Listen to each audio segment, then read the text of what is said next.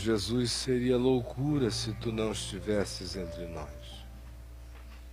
Seria charlatanismo se tu não estivesses entre nós.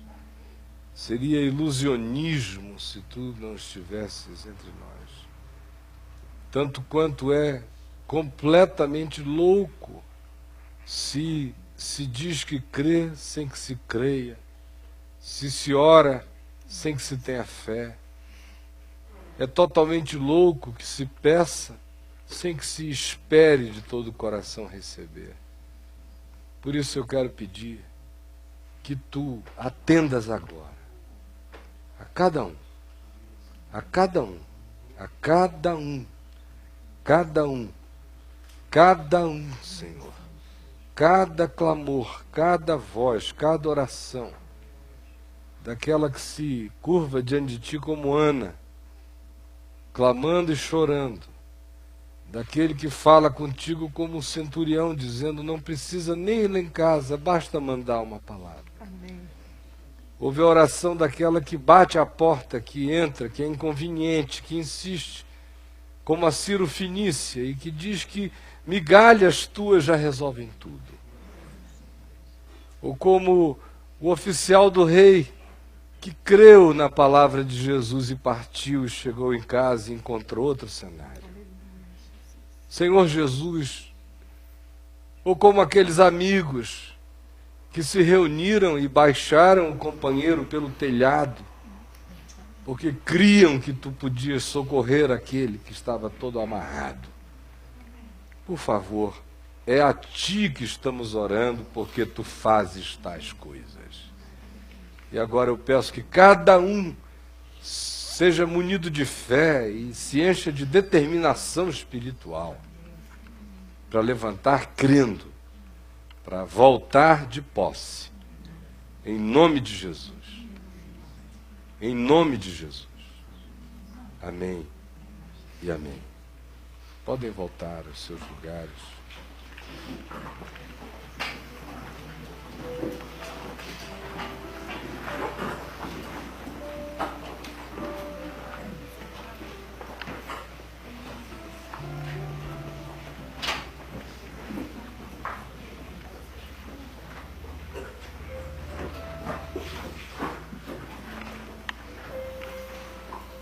Pai nosso que estás nos céus, santificado seja o teu nome. Venha o teu reino. Seja feita a tua vontade, assim na terra como nos céus. O pão nosso de cada dia nos dá hoje. Perdoa as nossas dívidas, assim como nós perdoamos os nossos devedores. E não nos deixes cair em tentação, mas livra-nos do mal. Pois teu é o reino, o poder e a glória para sempre. Amém. Gente boa, hoje é a nossa quinta reunião falando sobre o caminho do discípulo. Alguém que porventura tenha perdido, conseguiu ver na Vem Ver TV? Foi lá e baixou no On Demand para ver? Fez isso? Então, olha, eu disse na quarta-feira passada que não tem mais recapitulação. Não podia ser mais fácil, está lá na Vem Ver TV, qualquer um pode ir lá baixar, reuniões com Caio, vá lá, tem discipulado 1, 2, 3, 4, 5, assista, que é para a gente não prejudicar quem está vindo toda quarta-feira, acompanhando a sequência. Aí a cada quarta-feira nova eu perco meia hora fazendo uma recapitulação, tá bom, gente? Na quarta-feira passada, depois de dedicarmos a maior parte do nosso tempo, outra vez, conforme tinha sido na quarta-feira anterior, falando sobre o significado do si mesmo, do self, dessa coisa que Jesus diz que tem que ser negada. Se alguém quer vir após mim, a si mesmo se negue, tome a sua cruz e siga-me. Nós já falamos 2 quartas-feiras sobre o significado desse si mesmo, que tem que ser negado. O que ele é, do que ele se compõe, do que ele é feito, quais são os elementos que o constituem. E quem tem um mínimo de memória lembra de tudo que foi dito. E se não houver esse interesse de acompanhamento, a cada nova reunião, quem chegar novo vai ficar completamente avoado, sem saber o que está acontecendo. Por isso você tem que se esforçar para o seu próprio bem. Do contrário, tanto faz, é melhor tocar um disco ao contrário, você entendeu? Então ficamos 2 quartas-feiras vendo o si mesmo. E no final da quarta-feira passada, eu iniciei falando sobre o significado de tomar a cruz. Já que a gente tinha distinguido o si mesmo do que seja vida, porque na nossa tradução às vezes se embola, e a gente fica pensando que o si mesmo é a mesma coisa que vida. Vida é o que Jesus veio para dar. Vida e vida em abundância. O si mesmo é uma construção fantasiosa. É um eu fetichista. É um eu iludido. É um eu agregado por uma quantidade enorme de adereços, de aparatos psicológicos, emocionais, culturais, morais, éticos, traumáticos, todas essas coisas que vão virando crosta na vida da gente, que a gente acaba achando que essas coisas somos nós. Eu sou assim, enjoado, perco a cabeça, tenho vontade de matar as pessoas, eu sou assim.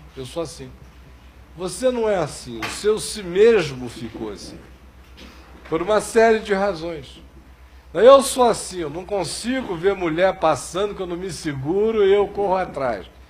Você não é assim, o seu si mesmo é que adoeceu. Eu não consigo ver uma oportunidade, um dinheiro a ser ganha, que eu não faço o que eu puder para chegar lá. Porque eu sou assim. Você não é necessariamente assim. Foi o seu si mesmo que se desenvolveu com as pulsões e com os agregamentos de doença que acabaram constituindo esse resultado que hoje você chama de eu. Um eu que jamais será discípulo de Jesus. Porque se você for isso que você chama de eu, é melhor desistir de ser discípulo de Jesus. Porque isso que você chama de eu não gosta de amor, não gosta de renúncia, gosta de receber amor, cafuné, gosta de ser indulgido, gosta de ser paparicado, isso é tudo coisa do si mesmo.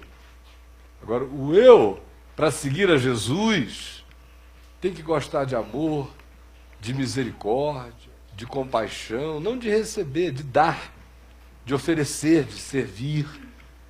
Tem que gostar de alongar os caminhos, tornar-se longânimo, tornar-se paciente com o besterol humano, seu e dos outros. Então, a permanecer aquilo que a gente chama de eu e que de fato Jesus chama de o self, de o si mesmo, e diz que ele precisa ser negado, e precisa ser negado por nós, e precisa ser um ato de volição nossa, e precisa ser determinação da gente. Não pode haver, nessas horas, aquela oração que diz, ó Senhor, me dá vontade de querer, que é o que geralmente a gente faz quando não quer fazer. Ó Senhor, dispõe-me o coração para te agradar. É o que o cara diz quando não está querendo correr atrás da verdade, do que sabe. Quem sabe não transfere para Deus, embora saiba que tudo provém de Deus, embora saiba que tudo é graça divina, embora saiba que não depende de quem quer nem de quem corre, mas de usar Deus de misericórdia para conosco.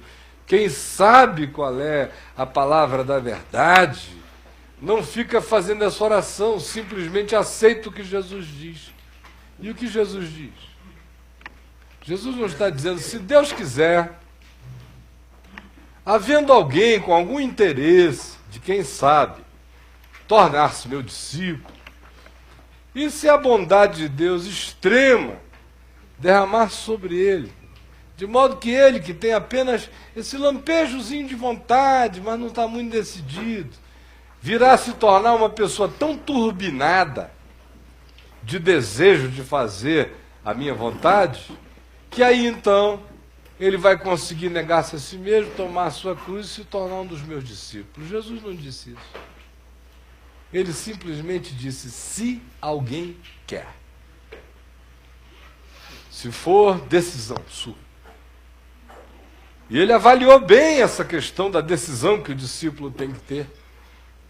Ele disse: porque é semelhante a alguém que, tomando essa decisão, assemelha-se a um rei que, sabendo que vem outro rei contra ele, munido de um exército de 20.000 pessoas, enquanto ele tem apenas 10.000, ele tem que verificar se com os 10.000 dele ele tem como enfrentar o contingente adversário ou não. Do contrário, Jesus disse que é melhor ele ser esperto e mandar uma comissão diplomática e negociar termos de rendição do que partir para uma guerra que ele não vai dar conta.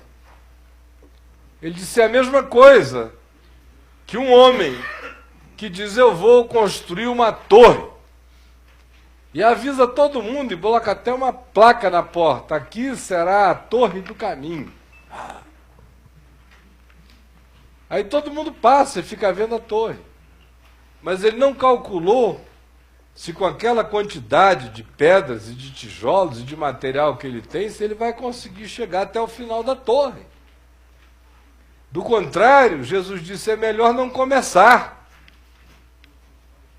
que é para você não correr a vergonha eterna de ficar o tempo todo anunciando que é, quando não é, e anunciando a disposição de alguma coisa que seja, quando de fato nunca se tornou verdade para você. É apenas parte de um enredo sem compromissos e sem radicalidades. Então, quando ele chega e diz: se alguém quer, a primeira coisa que ele faz é mandar negar o selfie, como a gente já viu 2 quartas-feiras. A outra coisa que ele faz é afirmar que esta decisão, que é a mesma que diz: eu agora entendo a diferença entre o que seja eu e o que seja meu falso eu, meu self, meu si mesmo, com todos os valores agregados que a ele se jungiram, formando esse produto fantasioso, esse fetiche de ego que é o meu. E já sei o que Deus chama de eu. E sei que existe a chance do eu sadio. O eu não é sinônimo de egoísmo. O egoísmo é uma doença do self. O eu nem existe praticamente até que ele seja energizado pela palavra de Deus em nós. Do contrário, a maioria de nós vai vivendo como seres descritos por Paulo, como seres almáticos, seres psíquicos, seres só da volição. Tem inteligência, tem cérebro, tem captação, raciocínio associativo, aprende, consolida, compacta a informação e se move pela dinâmica e pela pulsão da alma, dos impulsos psicológicos, emocionais, afetivos, traumáticos, consolidados, formando essa massa percepcional que ele chama de eu, e que nem ele é ainda. Porque, de fato, eu nasço quando eu sou avivado na intrinsidade morta do meu ser pela palavra de Deus. Ou não será exatamente isso que Paulo diz em Efésios, no capítulo 2, quando ele diz: ele nos deu vida, estando nós mortos nos nossos delitos e pecados. Ou seja, nós estávamos vivamente mortos, animadamente mortos, intensamente mortos, construindo impérios e mortos. devorando pessoas e mortos. Ele é que nos deu o que ele chama de vida. Nós tínhamos existência. Uma existência almática, psíquica e espiritualmente falida e morta. Com um eu sem pulsão eterna, sem a vontade da eternidade dentro dele. Apenas animado pelos elementos circunstanciais que formam essa miragem de eu que Jesus chama de o si mesmo, que precisa ser negado para que eu apareça. Enquanto essas outras coisas determinam quem eu supostamente seja, eu nunca apareço. Para Deus, em mim, nunca venha me conhecer. Toda essa viagem sobre autoconhecimento que a gente ouve falar por aí, é tratada como ninguém por Jesus quando ele diz que o si mesmo tem que ser morto para que surja esse eu puro com a consciência limpa do significado da vida. E isto é um processo. No entanto, ele diz que não é apenas uma questão de negar a si mesmo. Negar a si mesmo é apenas a parte negativa dessa decisão. É quando eu chego, vou discernindo e vou dizer, não, isso aqui não sou eu. Isso aqui é herança, isso aqui é trauma, isso aqui é o aeon, é o século, é a era que me deu esse pacote, eu nunca abri, mas assumi que é verdadeiro, que é assim mesmo, que a gente é assim, que quem é alguém se torna desse jeito. Mas não basta apenas chegar a essa conclusão, porque a esta conclusão, muita gente chega pela via da filosofia, da psicologia, de algumas ciências de angústia. Mas não fazem nada além de discernirem a miragem do ser. Aí aparece até alguns que só discerniram esse aspecto fazendo declarações intensas, como minha mulher ouviu na televisão há 2, 3 dias atrás, eu não ouvi, um filósofo dizendo que o que ele tinha descoberto realmente é que o eu não existe. Por quê? Porque ele fez a viagem de desconstrução da ilusão da existência dele, e ele foi até Salomão, foi até o Eclesiastes, tudo é correr atrás do vento. E é mesmo. Só que não acaba aí. Quem fica aí fica morto. Quem fica aí mergulha em depressão profunda. Quem fica aí perde o sentido de todas as coisas. Quem fica aí apenas mergulha nos gostos amargos de tudo quanto seja sem sentido para aquilo que a gente chama de vida. É apenas uma constatação que destrói, mas não constrói. Por isso vem Jesus e diz, tem que negar a si mesmo, é o lado negativo disso, discernir o self e dizer, fica para aí porque você não é eu. Mas de outro lado ele diz, tem que tomar a sua cruz. E seguiu. De um lado eu nego, de outro lado eu tomo. Tem uma ação que é de discernimento consciente, volitivo, decisivo, intenso, resolvido, que diz, eu não sou isto. Não é possível que Deus tenha me chamado para me adornar com cocô. Eu não sou isto. Eu fui chamado para a glória de Deus. Portanto, até por saber quem Deus é, e Deus é a cara de Jesus, e eu sou antitético em relação a isso, isso que eu chamo de eu, não pode ser o eu que Deus me fez para ser. Isso aqui é o si mesmo que tem que morrer. Mas aí vem a ação de tomar a cruz. E eu vi com vocês na quarta-feira passada algumas dimensões desse tomar a cruz. Algumas delas eu vou voltar ainda mais minuciosamente adiante, porque hoje eu quero apenas dar sequência ao que eu interrompi na quarta passada. Eu comecei dizendo, ao falar sobre tomar a cruz, que a nossa cruz não era diferente do significado de tomar a cruz para Jesus, exceto por uma razão: a cruz dele salva o mundo inteiro. A nossa não salva nem a nós mesmos. A nossa é um exercício de tomar a cruz para a construção do ser que já está salvo em Cristo e que só será moldado se eu fizer o caminho dele nesta via, nesta existência. Do contrário, neste mundo caído, só cresce em mim joio, só cresce em mim self. Não cresce espontaneamente em mim o eu, segundo Deus.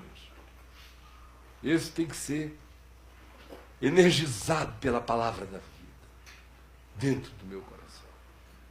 E aí eu disse que se era assim, a coisa mais sensata para nós a fazermos seríamos pensar de saída, antes de mergulharmos em muitas outras coisas a respeito do mesmo tema, sobre o que Jesus disse quando estava na cruz, porque aquelas declarações de Jesus na cruz assambarcam o significado bastante amplo do que significa tomar a cruz para mim mesmo, em mim mesmo. Nós vimos que não existia nada mágico em dizer tome a sua cruz, era equivalente a dizer tome a sua cadeira elétrica, tome a sua sentença de morte. Aceite que o self terminou seus dias agora que você começou a ser discípulo de Jesus, você aceitou a morte do si mesmo. E mais que isto, o tomar a cruz vai ter que significar um dilatamento interior, espiritual, existencial, o deixar surgir uma consciência nova que é a mesma que brota das declarações que Jesus faz na cruz. A primeira delas, que nós vimos na semana passada, foi que quando o grupo de soldados romanos e a turba alvoroçada estavam ali pregando e malinando dele, e fazendo-o sofrer, e impondo humilhações ou coisas do gênero, ele, posto na cruz, olhou em volta e disse: Pai, perdoa-lhes, porque eles não sabem o que fazem. E eu lhes disse que se alguém quiser tomar a cruz de Jesus, a cruz é essa mesma. É dessa cruz que ele nos chama a tomar, que a gente tem que perdoar o mundo, que a gente tem que perdoar a humanidade inteira. Só surge um eu dentro de mim quando o si mesmo perdeu o poder de odiar o mundo, de brigar com o mundo, de se comparar com o mundo, de ambicionar o mundo, de competir com o mundo, de se ressentir do mundo, de dizer, o mundo me odeia, não me entenderam, não me perceberam, essas coisas todas que a gente faz de se tornar vítima, tudo isso é doença do si mesmo. Aí vem Jesus e da cruz, sem self nenhum dando ordens, sem nenhuma autoindulgência, simplesmente vem e olha a ignorância humana e diz: Pai, perdoa-lhes porque eles não sabem o que fazem. Primeiro passo prático, primeira mudança e alteração mental, de significado e de valor a se instalar em nós, no tomar da cruz, essa disposição de perdoar a todos, de perdoar a todo mundo, de perdoar o mundo inteiro, de perdoar os executores, de perdoar os carrascos, de perdoar os algozes, de perdoar a injustiça e de perdoar até os excessos de justiça. De perdoar. Se eu não puder colocar o pé no caminho, tendo partido do perdão que diz: Pai, perdoa-lhes porque eles não sabem o que fazem, não começa o caminho do discípulo dentro de mim, jamais.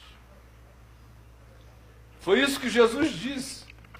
A gente orou ainda agora a oração que o Senhor nos ensinou, chamada de Pai Nosso, e lá no finalzinho dela, ela diz: perdoa as nossas dívidas, assim como nós perdoamos os nossos devedores. Esse é um princípio que está instalado para sempre. Quem quer perdão, perdoa. Quem não perdoa, não tem perdão. É simples assim. Portanto, quando ele diz: Pai, perdoa-lhes porque eles não sabem o que fazem, ele também está fazendo todos os que não sabem o que fazem filhos do mesmo Pai, para quem e a quem ele pede perdão pelos irmãos alienados, ignorantes, idiotados, embrutecidos, simializados e bestializados, mas perdoa-os, porque eles não sabem o que fazem. Olhe bem aqui para mim, porque a gente não precisa ir a lugar nenhum se a gente não puder passar disso aqui. Se para vocês for uma coisa relativa, se for opcional, se é como viagem a Israel com opcional para a Grécia, desista, meu irmão. Porque isso aqui não é opcional, é o primeiro passo. Ninguém põe o pé. Ninguém começa a ser discípulo se, em negando si mesmo, não tomar a cruz, dizendo: Pai, perdoa-lhes porque eles não sabem o que fazem. Então você que está aqui, desejoso de aprender a ser discípulo, como se essa fosse uma coisa que entrasse aqui na cabeça, a gente fosse para casa, lesse a lição, a revistinha, decorasse para contar para os outros, como se todo mundo virasse testemunha de Jeová, do discipulado em Jesus, por aí. Desista dessa maluquice, porque para ser discípulo não há muita coisa a ser aprendida, existem poucas coisas, e essas são para ser praticadas. Por isso, se alguém quer ser meu discípulo, disse Jesus, a si mesmo se negue e negue a si mesmo, e tome a sua cruz. E a primeira dimensão dessa cruz diz: Pai, perdoa-lhes, porque eles não sabem o que fazem. Agora eu queria que você que está aqui dizendo: eu quero ser discípulo, pensasse nesse momento quais são as pessoas que você não consegue nem dizer: Pai, perdoa-lhes porque eles não sabem o que fazem. São aquelas pessoas que você diz: Pai, não perdoa não, porque safado sabe, Senhor. Sabe. Trata dele, Jesus. Trata bem. Como eu vi uma bispa na televisão, acho que anteontem, lá no Rio, ela falando lá, e o negócio dele era essa: porque você vai ver que o Senhor vai te vingar, meu irmão. Espera! A mão de Deus está vindo aí, vai quebrar todos os teus inimigos. Aleluia! Essa é discípula do si mesmo. Tem nada a ver com Jesus, está falando o nome de Jesus, mas Jesus nem passou aí. Não sabe nem o que é isso. Diz: olha, não te conheço ainda. E não posso nem dizer que tenho muito prazer, porque pelo que você está dizendo, está um terror esse negócio. Quem são aqueles que você não consegue nem dizer: Pai, perdoa-lhes porque eles não sabem o que fazem, ou o que falam, ou o que dizem a meu respeito, ou o que pensam sobre mim, ou como me interpretam, ou como me divulgam? Quem são? Se você não puder passar por essa pessoa, não tem discipulado. Você está entendendo? É melhor parar aqui. A gente termina, vai para casa, pensa bem no assunto, volta a quarta que vem. Eu sou um cara liberto de vocês, libertão de vocês. Alguém aqui está pensando que eu preciso que alguém venha me ouvir? Não preciso de nada disso, não. Não tenho tempo a perder. Não estou formando uma catequesezinha. Minha vontade é ver nascerem alguns discípulos de Jesus. Então, a primeira coisa, antes da gente prosseguir, a gente não vai prosseguir se a gente não passar daqui, é saber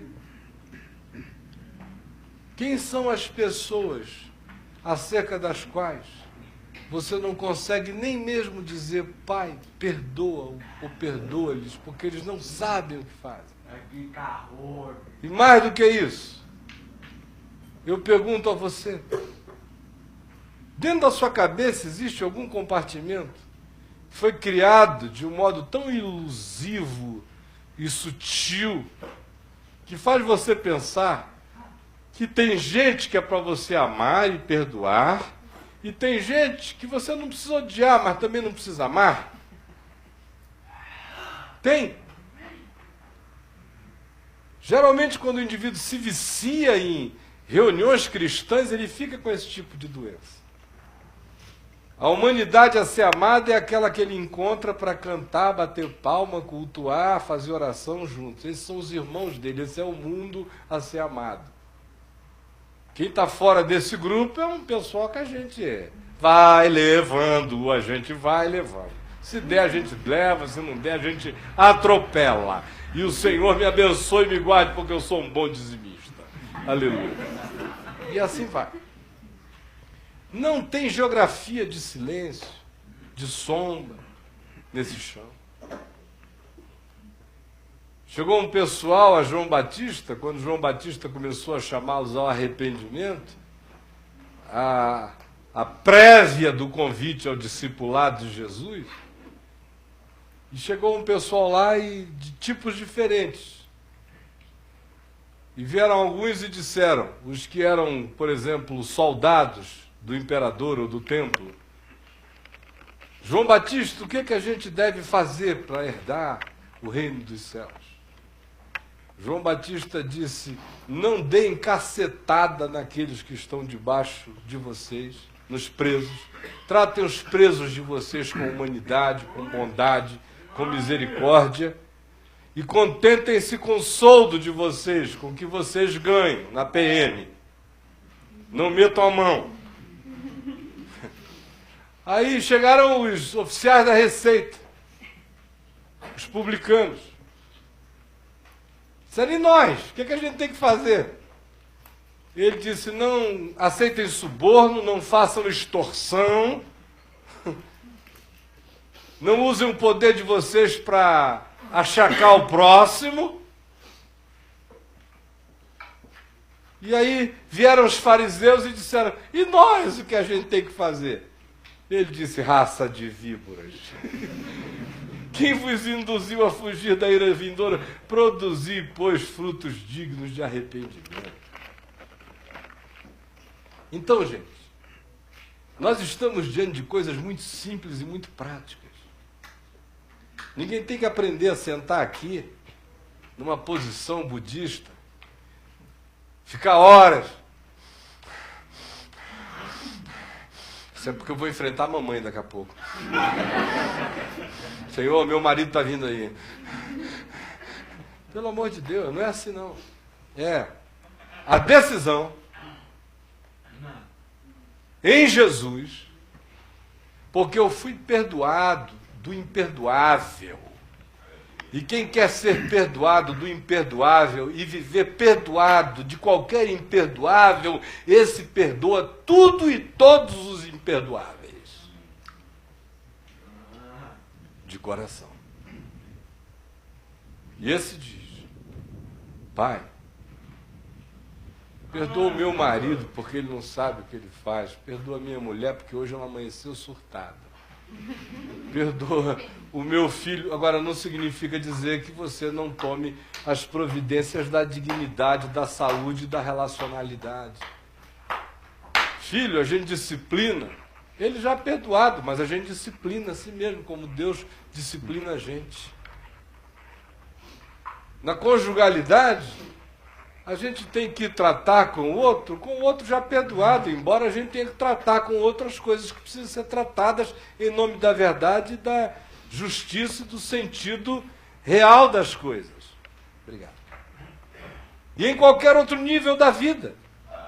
Só é se for assim, se não for assim, não é. Você quer ser discípulo? Então olhe agora no seu coração.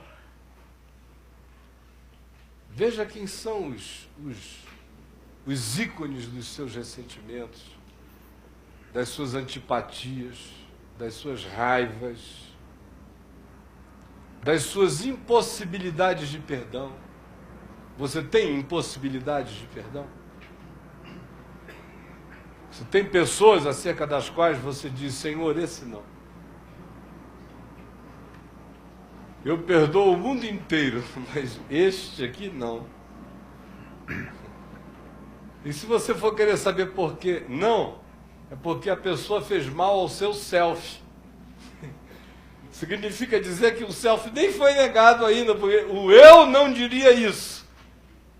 O eu segundo Deus quer paz, quer amor, quer harmonia, quer sossego, quer silêncio interior. Quer voz e cicio suave, quer brisa no íntimo, quer alegria que não seja o grito do agito, mas o gozo de ser. É isso que o eu verdadeiro quer. Por isso eu pergunto pela 10ª vez, você quer ser discípulo?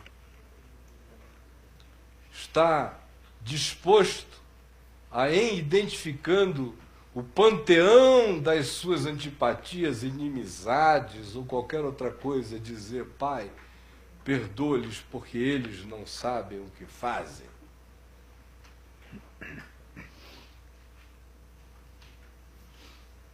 Se eu e você não pudermos começar daí, eu repito pela 11ª vez hoje à noite, não tem para onde ir, vocês entenderam? Esse é o chão primeiro. Se alguém quer ser discípulo, precisa perdoar. Precisa ter o olhar do perdoado por Deus, que é aquele que, em tendo sido perdoado, enxerga a vida com os olhos da graça. Eu tenho necessidade de perdoar o mundo inteiro. Porque o que em mim já foi perdoado é maior do que todos os mundos inteiros. Quando Paulo disse, fiel é a palavra e digna de toda aceitação, que Cristo Jesus veio ao mundo, morrer pelos pecadores dos quais eu sou o principal, ele não estava com um argumentozinho retórico de piedade falaciosa. Ele estava sabendo o que ele estava dizendo mesmo. Ele não estava se comparando com nenhum dos grandes bárbaros e matadores da antiguidade, nem com nenhum criminoso perverso, nem com nada. Ele só estava olhando para ele mesmo e dizendo, eu sei que dos pecadores eu sou o principal, até por causa de tudo que eu sei. Porque tem gente aí fazendo o que não sabe. Mas eu sou o principal, porque toda vez que eu faço, eu sei. E justamente porque eu sou um homem que quando faz, sabe, é que eu tenho que andar todos os dias da minha vida perdoando a todo mundo que, sabendo ou não sabendo, faz. E dizendo, Pai, perdoa-eles, porque eles não sabem o que fazem.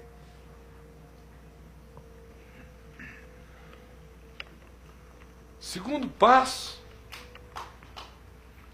aparece naquela declaração da cruz também, seguinte e sequente. Havia 2 malfeitores sendo executados junto com Jesus, um à direita, outro à esquerda. Um deles dizia, se tu és o Cristo, como tu propalas,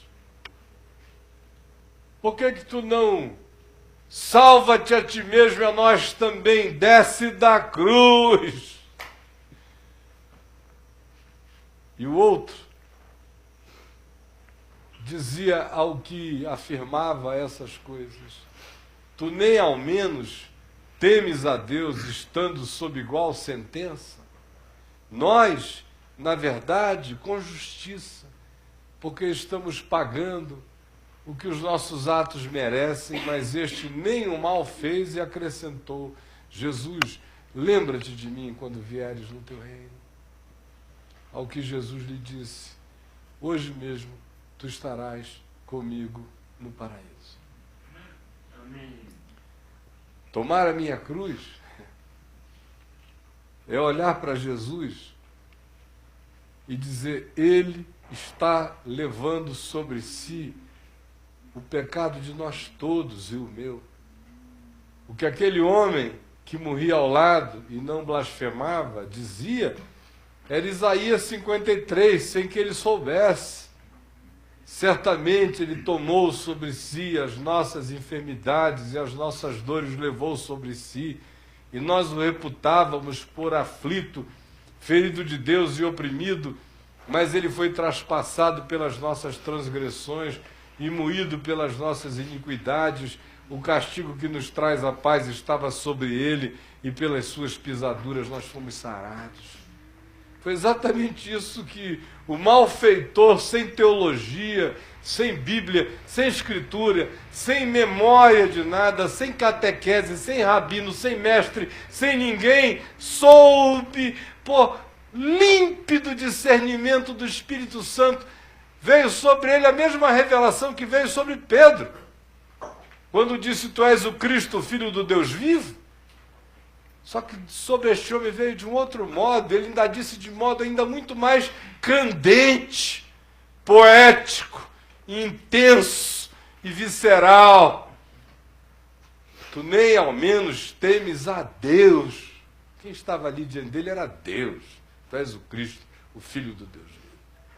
Estando sob igual sentença, deu um passo para além de Pedro, que quando ouviu Jesus dizer que ia para a cruz, repreendeu. Esse não. Reconhece a sentença de Deus como sendo a sentença de todos os homens, como sendo a sentença dele, estando sob igual sentença. Nós, na verdade, com justiça. Isso é um cara morrendo satisfeito, isso é um macho, isso é um homem. Tinha tudo ali, menos um menino, mas um homem. Nós, na verdade, com justiça. Ele sabia o que era o caminho da vida. O caminho da vida não rouba, o caminho da vida doa, o caminho da vida não toma, o caminho da vida entrega, o caminho da vida não usurpa, o caminho da vida legitima o que é bom. O caminho da vida não é um ludíbrio, o caminho da vida é verdade simples e sincera. Ele sabia o que era e o que não era. Nós, na verdade, com justiça, porque estamos pagando o que os nossos atos merecem, mas este nenhum mal fez. E acrescentou: lembra-te de mim quando tu entrares no teu reino. Discipulado começa com a gente se dispondo a perdoar tudo e todos, por causa de tudo e de todas as coisas que em nós já estão perdoadas. E o discipulado continua mantendo o coração certo de que o grande prêmio, o grande lucro desta vida não é ser salvo de nenhuma calamidade humana. Não é ser arrancado de uma cruz, não é ser despregado de nada, não é ser poupado de nada, não é ser eximido de nada. Para o discípulo, depois que ele viu Jesus, discerniu Jesus, enxergou Jesus, compreendeu a glória e o ganho do que significa estar em Jesus,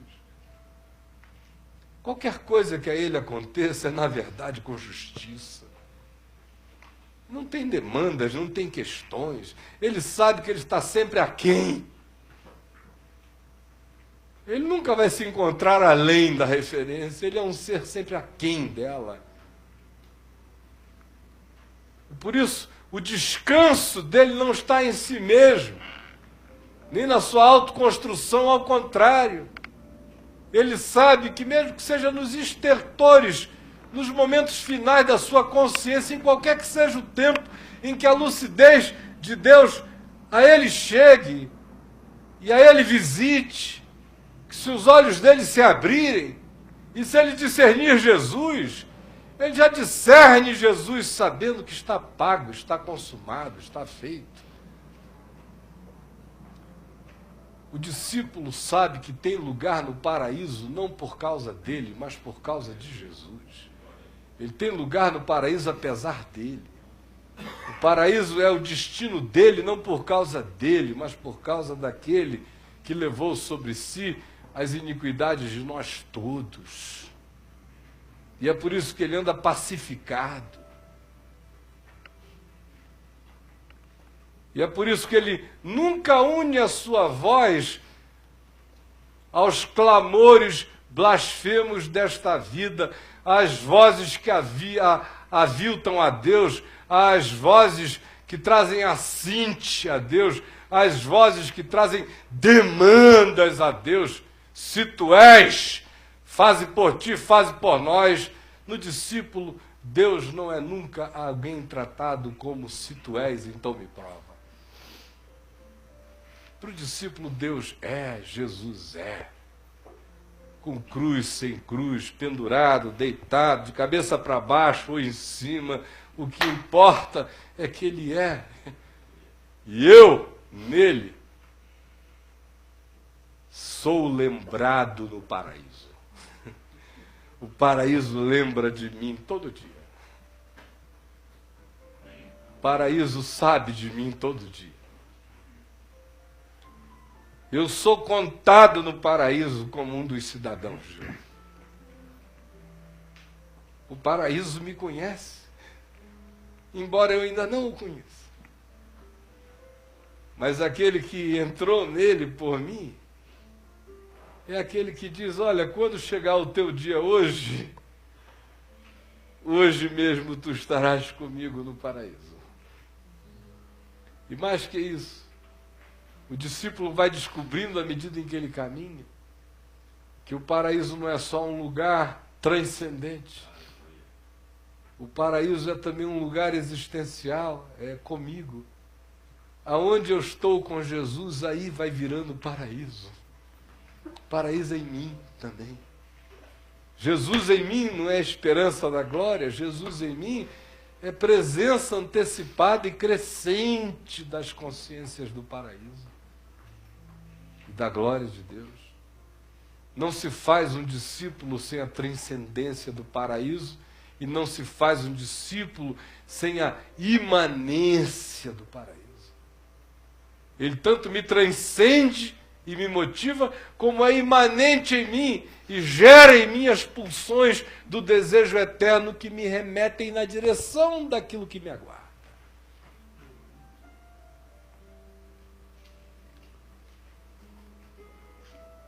Eu vou parar aqui hoje. Seria tão simples para mim prosseguir dizendo, Deus meu, por que me desamparaste? Tenho sede. Mulher, eis aí o teu filho. Seria tão simples prosseguir dizendo, está consumado, e falar 10 dias a respeito. Ou nas tuas mãos entrego o meu espírito. Vocês já viram quanto tempo a gente vai passar aqui falando disso? Sem ter entrado na cruz aí. Mas hoje, não é nem tanto por vocês, hoje é por mim. Eu estou desidratadíssimo desde ontem à noite. Eu devo ter ido ao banheiro dezenas de vezes. Eu estou assim, sem água em mim. E me sentindo frágil. Por isso eu introduzo, dizendo isto, o tema da nossa próxima quarta-feira. Deus meu, por que me desamparaste? Eu tenho sede. Porque eu tenho sede. Estou precisando beber água. E discípulo precisa aprender a sua humanidade. Discípulo que não respeita a sua humanidade vai se perder no caminho. Agora, indo para casa de modo muito sério, sem nenhum arrepio, Ninguém ficou arrepiado hoje aqui enquanto eu falava.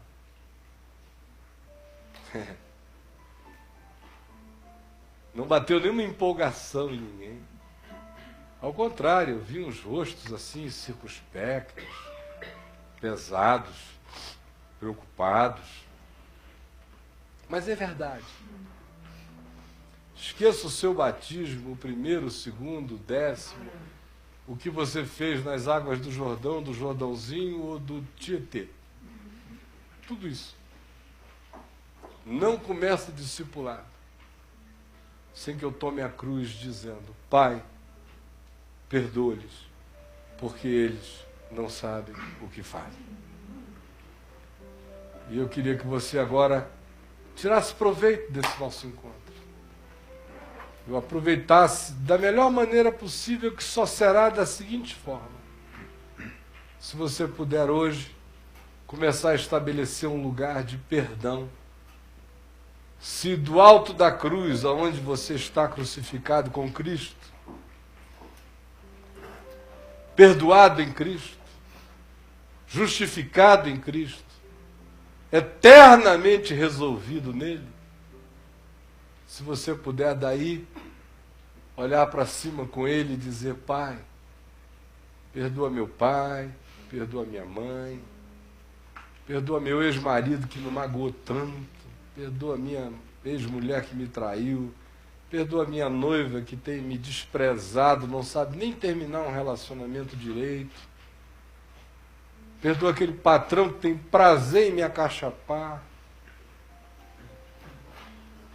Perdoa, Senhor, os que gratuitamente me odeiam. Perdoa os que receberam informações erradas a meu respeito e construíram um ser que não sou eu. Ou perdoa aqueles que ficaram com a minha imagem, a imagem do meu self, que durante tantos anos foi o que eu apresentei a eles, e hoje eles não têm nem como avaliar o que mudou em mim. Mas perdoa-os, porque eles não sabem o que me aconteceu.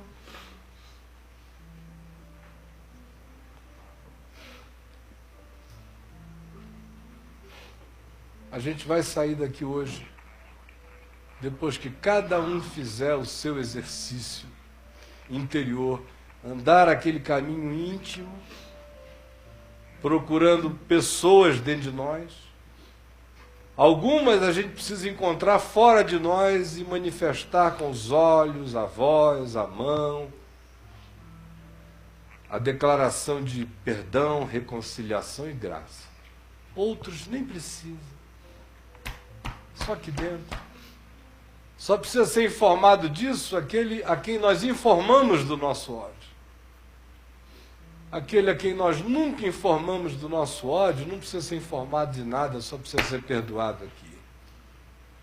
Que é para você não criar um outro problema no coração dele. É aqui. Então vamos curvar a cabeça agora. E às vezes essa é uma viagem desagradável.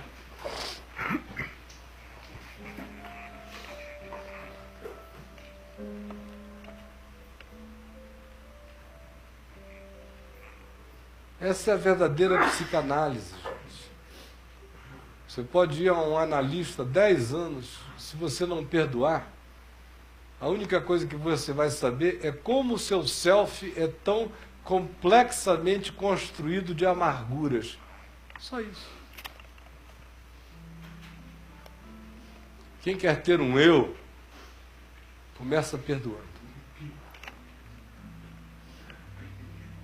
Para receber vida em Cristo, a gente tem que se abrir pela fé para receber o perdão que vem dele. E quem recebe o perdão que vem dele, desse momento em diante, fica sendo servo do perdão, servo da graça. Isso é ser servo de Cristo. É ser servo das coisas pelas quais ele viveu e morreu, servo das coisas que ele chama de vida. E sem perdão, não principia vida na existência de nenhum de nós. Não tente maquiar, não tente fazer uma relação diplomática com esses bichos aí dentro de você.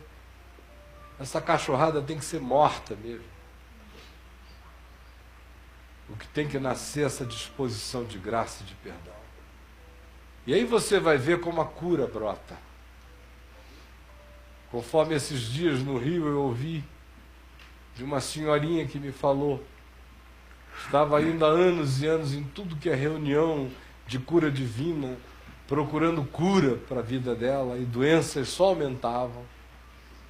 Até que há um tempo atrás, ela me ouvindo lá na Vem Ver TV, falando sobre perdão, ela creu na palavra do Evangelho, e ela disse: o senhor nem orou pela minha cura, bastou eu crer na palavra do Evangelho e decidir que eu ia perdoar,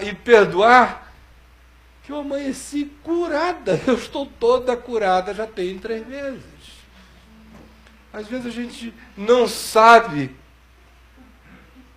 como a gente vai represando males dentro de nós, porque a gente não deixa esses sentimentos perversos vazarem pela via do perdão. Ser discípulo não é um ser que caminha sacrificialmente atrás de Jesus. Jesus não disse que a vida do discípulo era um sacrifício, ele disse que era uma vida abundante. Então a gente nega o si mesmo e toma a cruz, que é para poder ter vida abundante. Vida abundante é vida que não está escravizada ao ódio de ninguém, que perdoa todo mundo, que anda por cima disso, que navega acima das vagas, crendo que o agito de baixo é a confusão das almas desencontradas, não tem nada a ver com o nosso chamado em Deus. Vamos orar então?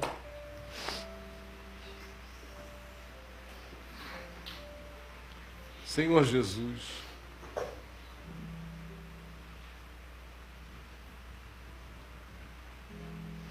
assim como essa chuvinha que começa a cair sobre esta tenda, por favor, dá que a chuva do Teu Espírito, no sossego e no silêncio desta noite, esteja irrigando corações secos, que a própria pessoa comece a sentir cheiro de terra molhada vindo de dentro do coração.